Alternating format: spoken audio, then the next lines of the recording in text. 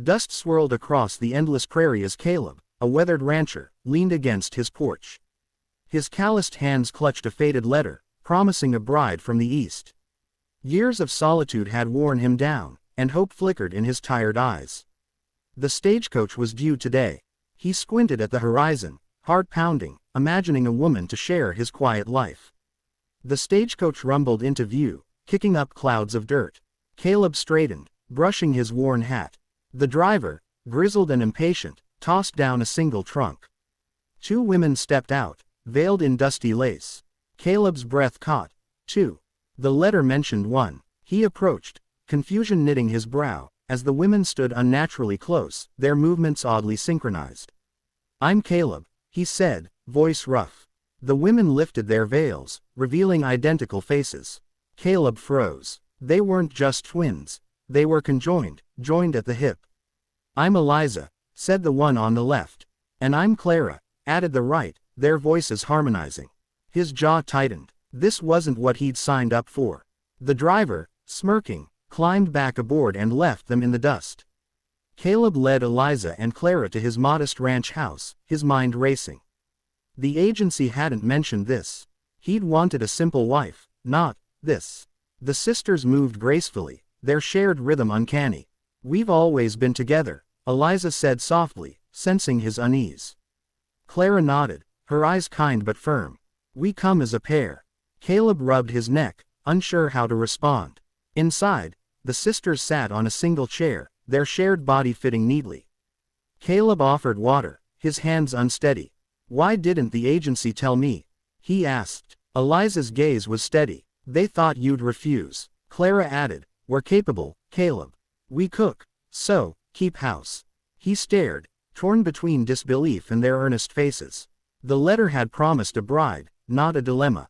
Days passed, and Caleb watched the sisters work.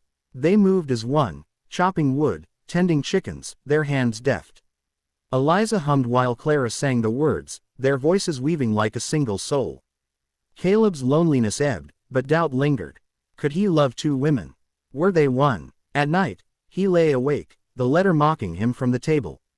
He hadn't planned for this. The townsfolk whispered when Caleb brought the sisters to market. Eyes followed their linked steps, their shared laughter. "Freakish," one woman muttered. Caleb's fists clenched, but Eliza touched his arm. "Let them talk," she said. Clara smiled, unbothered. Their strength stirred something in him, admiration, maybe. He bought them fabric, ignoring the stares, and carried their parcels home. At the ranch, Eliza and Clara sewed dresses, their needles flashing in sync. Caleb watched, marveling at their unity. "How do you agree on everything?" he asked. Clara laughed. "We don't, but we listen." Eliza nodded. "We feel each other's hearts." Caleb envied their bond, so unlike his solitary life. He began to sit closer, drawn to their warmth, their shared glances. One evening, a storm rolled in, thunder shaking the walls. Caleb found the sisters huddled, fear in their eyes. "We hate storms," Clara whispered. He lit a lantern, his gruff voice softening. "You're safe here." He stayed up, telling stories of his cattle drives. Their laughter filled the house, and for the first time, Caleb felt it was a home. He didn't notice the storm pass. Caleb started teaching them ranch work. They learned fast, guiding horses with shared reins. "You're naturals," he said, grinning. Eliza blushed, and Clara teased, "Better than you." Their ease with him grew, but questions gnawed. Could he marry them? The law allowed one wife, not two. Yet separating them was unthinkable. He kicked the dirt, frustrated, as they watched. Him, knowing. At night, they shared stories of their past. Orphaned young, shunned for their difference, they'd found solace in each other. "We dreamed of a place to belong," Eliza said.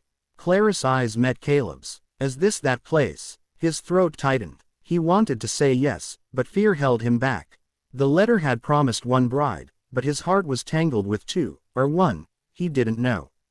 A neighbor, Tom, visited, eyeing the sisters warily. "You keeping both?" he asked, half joking. Caleb bristled. "They're not cattle." Tom shrugged. "Town's talking. Ain't natural." After he left, Eliza and Clara were quiet.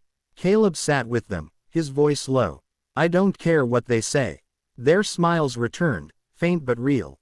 He felt a shift, a loyalty he hadn't expected. One morning, Caleb found them planting flowers by the porch. "For you," Clara said, dirt smudged on her cheek. Eliza added, "to make it home." His chest ached. He'd built this ranch alone, but it was alive now, with their laughter, their touch. He caught himself staring, wondering if love could stretch to fit their strange, beautiful unity. The letter felt like a distant memory. The sisters cooked supper, their hands moving as one.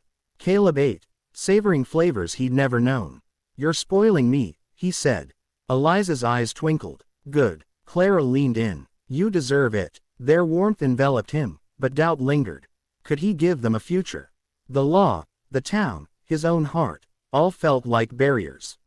He pushed his plate away, lost in thought. A dance was held in town, and Caleb invited them. "We've never danced," Eliza admitted. Clara grinned. "Teach us." At the barn, under lantern light, he guided their steps. They stumbled, laughed, and found a rhythm. Townsfolk stared, but Caleb held them close, their shared body swaying with his. For a moment, the world was just them, spinning in a clumsy, perfect waltz. Back home, Caleb built a wider chair for them. "More comfortable," he said, blushing. Eliza kissed his cheek, and Clara squeezed his hand. His heart raced. Were they one love or two?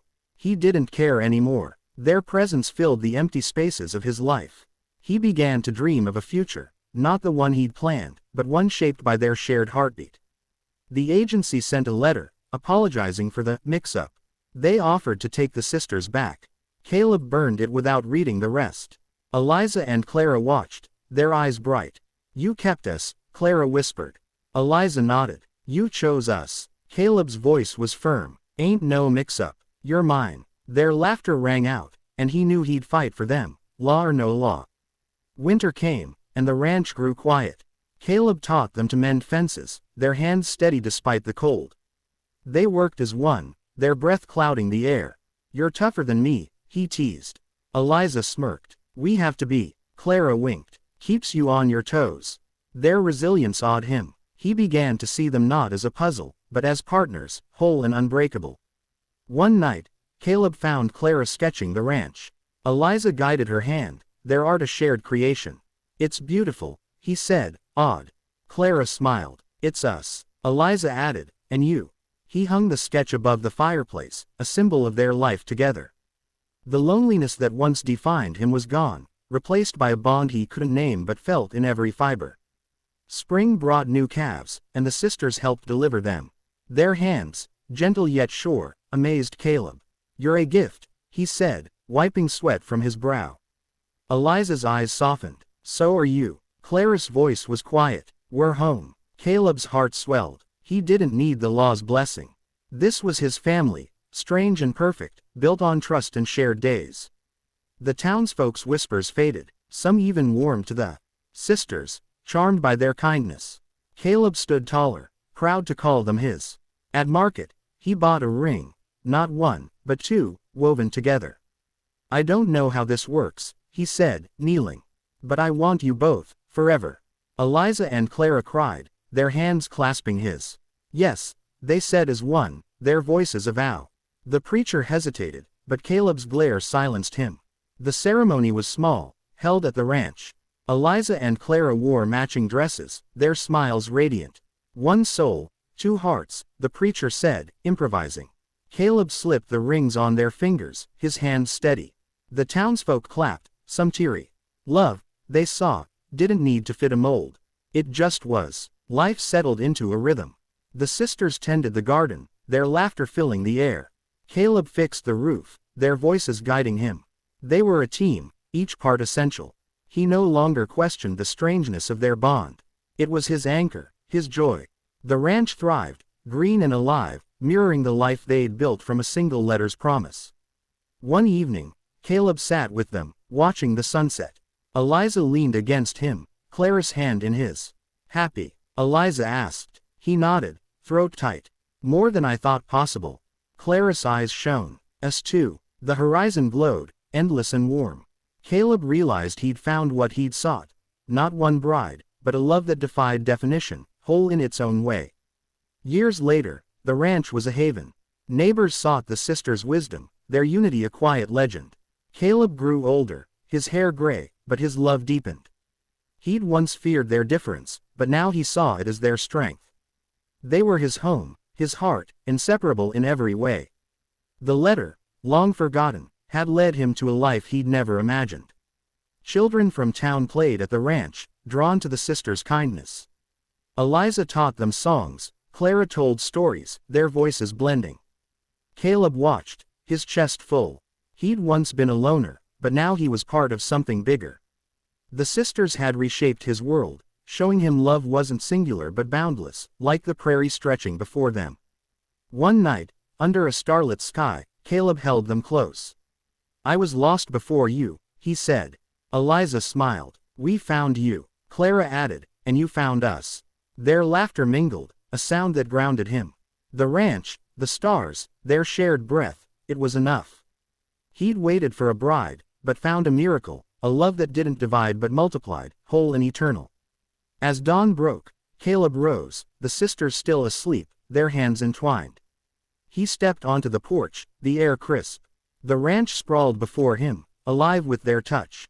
He'd once waited for a stranger, but now he lived for them, Eliza and Clara, his heart's unexpected answer. The horizon stretched wide, and he knew, whatever came, they'd face it as one, forever bound.